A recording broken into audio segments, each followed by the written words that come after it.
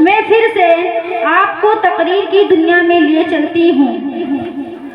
میں تقریر کے لیے مدعو کرتی ہوں مدرسہ حاضہ کی طالبہ خوشنما بنت مولانا اسلام الدین صاحب کو، جو کہ زیر تعلیم ہے عالیہ خامسہ میں، وہ آئے اور اپنی تقریر پیش کرے۔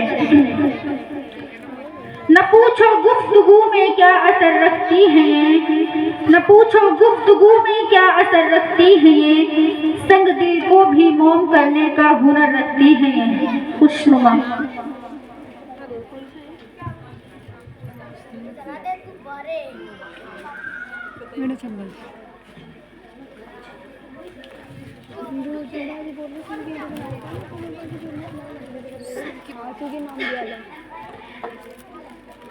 فاعوذ باللہ من الشیطان الرجیم، بسم اللہ الرحمن الرحیم۔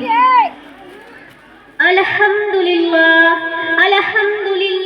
کفا وسلام علی عبادہ الذین اصطفیٰ، اما بعد فقد قال النبی صلی اللہ علیہ وسلم یا اسماء ان المرأة اذا بلغت المحیج لن يسلعوا ان يرى منها الا هذا وهذا واشار الى وجهه وكفيه۔ خوف خدا ہے دل میں نہ آنکھوں میں سرم و دہر، خوف خدا ہے دل میں نہ آنکھوں میں سرم و دہر، اہل وطن کے حال پہ روتے ہیں اہل درد۔ میری ماں اور بہنوں، مجھے اس حدیث کے تحت بے پردگی سے متعلق کچھ باتیں عرض کرنی ہیں۔ اللہ تعالیٰ عمل کرنے کی توفیق عطا فرمائے۔ اس زمانے میں بے پردگی کی وبا عام ہو چکی ہے۔ اسلام کو جتنا نقصان ہماری بے پردگی سے پہنچا ہے، اس کی تلافی ممکن نہیں ہے، کیونکہ تاریخ سے معلوم ہوتا ہے کہ جس قوم کے مذہبی تشخص کو برباد کرنا ہو، ان کی عورتوں کو بے پردہ کر دو، مذہبی تشخص ختم ہو جائے گا۔ اسلام کے اس نقصان کی ذمہ دار عورتیں ہی ہیں۔ جناب، میں نے جو حدیث پڑھی ہے، اس حدیث میں نبی کریم صلی اللہ علیہ وسلم نے حضرت اسماء سے فرمایا، اے اسماء، بے شک عورت جب بالغ ہو جائے تو اس کے اور اس کے علاوہ عضو کو کھولنا جائز نہیں ہے۔ آپ صلی اللہ علیہ وسلم نے اپنے چہرے اور ہتھیلیوں کی طرف اشارہ فرمایا۔ کلام پاک میں بھی یہی حکم فرمایا گیا، وَلَا يُبْدِينَ زِينَتَهُنَّ إِلَّا مَا ظَهَرَ مِنْهَا۔ عورتیں اپنی زینت کی جگہوں کو ظاہر نہ کریں مگر وہ مقامات جو اکثر کھلے رہتے ہیں، جن کی تفسیر حدیث شریف میں چہرہ اور ہتھیلیوں سے کی گئی کہ ان کا کھولنا ضرورت کے وقت جائز ہے۔ مثال کے طور پر محرم رشتہ داروں کے سامنے تینوں اعضاء کا کھولنا جائز ہے۔ میری ماں اور بہنوں، اللہ تبارک و تعالیٰ نے پردے کے بارے میں مرد اور عورت دونوں پر پابندی لگائی ہے اور بڑی احتیاط کا حکم فرمایا۔ ایک طرف مردوں کو پابند فرمایا، وَإِذَا سَأَلْتُمُوهُنَّ فَاسْأَلُوهُنَّ مَتَاعًا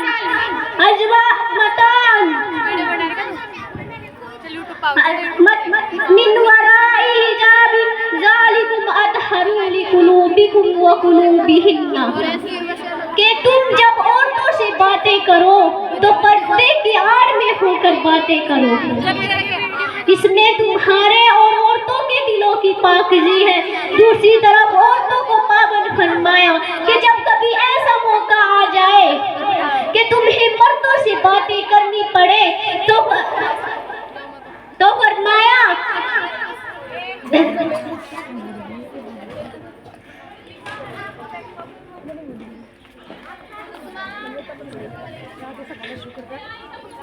کہ نرم لہجہ یعنی دل کو مائل کرنے والے لہجے سے گفتگو نہ کرے، بلکہ سخت لہجے سے گفتگو کرے تاکہ آدمی کے خراب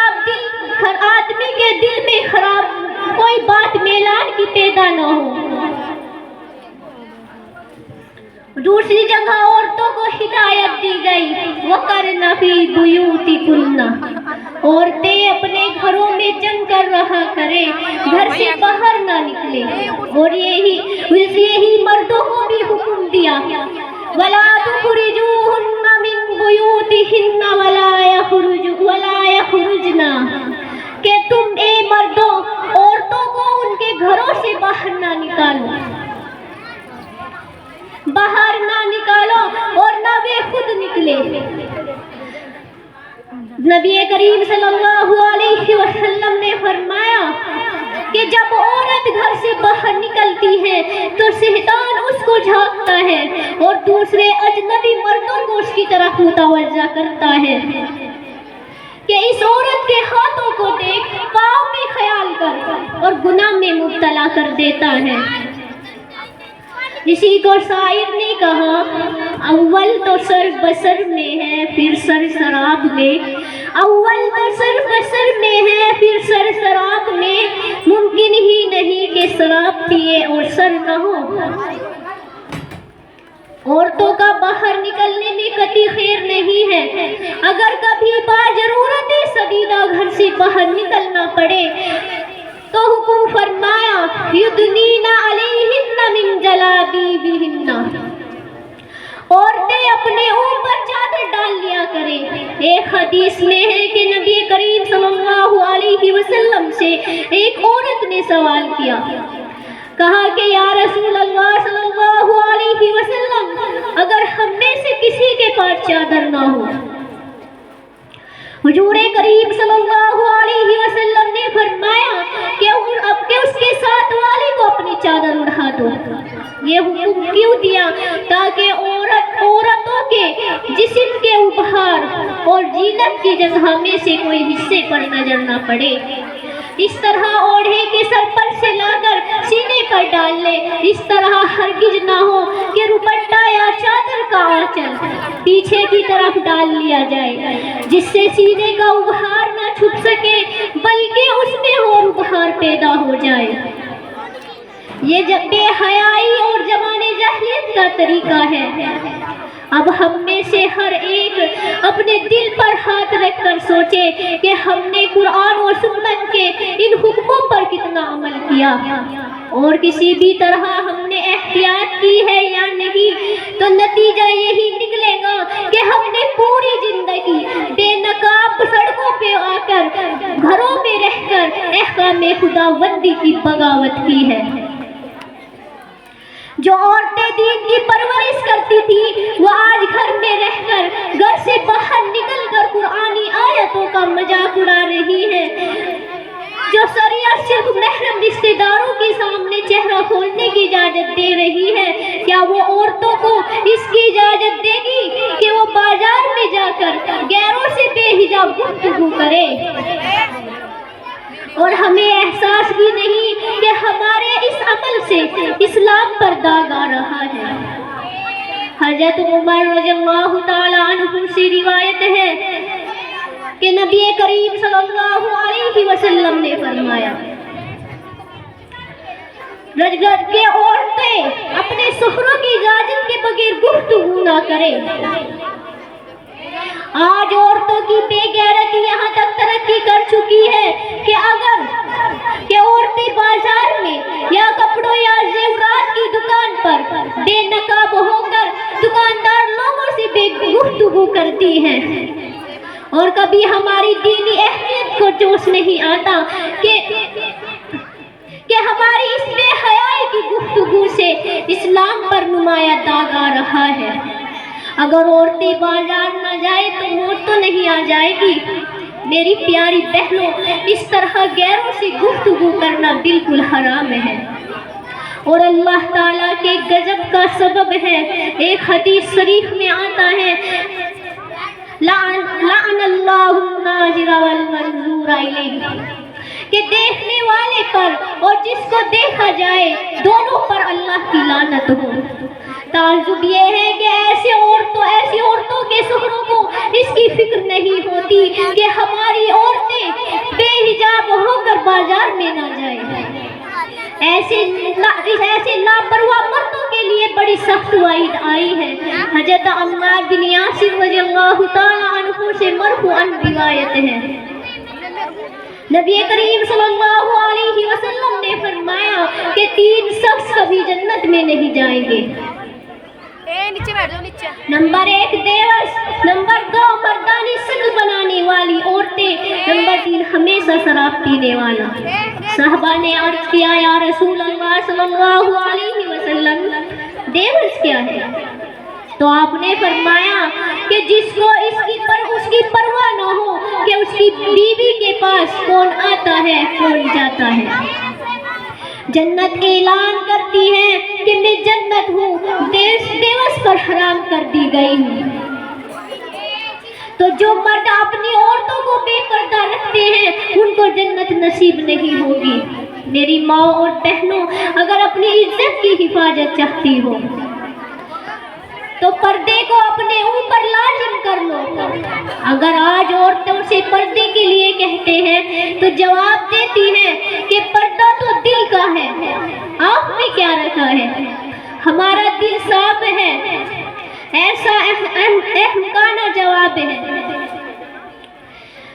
याद रखोगे, जब तक निगाह महफूज ना हो उस वक्त तक दिल महफूज नहीं हो सकता है, क्योंकि पर्दा दर हकीकत निगाही का होता है। दिल तो खुद का खुद साफ हो जाएगा। जनाबे रसूलुल्लाह सल्लल्लाहु अलैहि वसल्लम ने फरमाया कि निगाह शैतान की तीरों में से एक तीर है। निगाह से मिनटों में लंबे लंबे प्रोग्राम तय हो जाते हैं, क्योंकि अगर नजर का तीर बेवस्त हो गया तो फिर उससे हसरत, सवाजिश व कल्ब और जिगर की आवागी सुबह व शाम पैदा हो जाती है।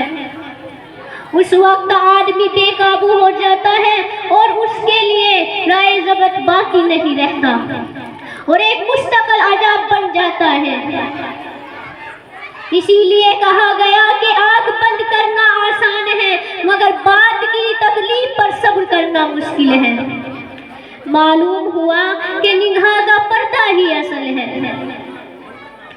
औरतों ने सब में मर्ज को ही अगर दुनिया व आखिरत दोनों में इज्जत और सरफराजी चाहती हो तो पर्दे को अपने ऊपर लाजिम कर लो, वरना दुनिया व आखिरत दोनों में जिल्लत और रुसवाई का मुंह देखना होगा।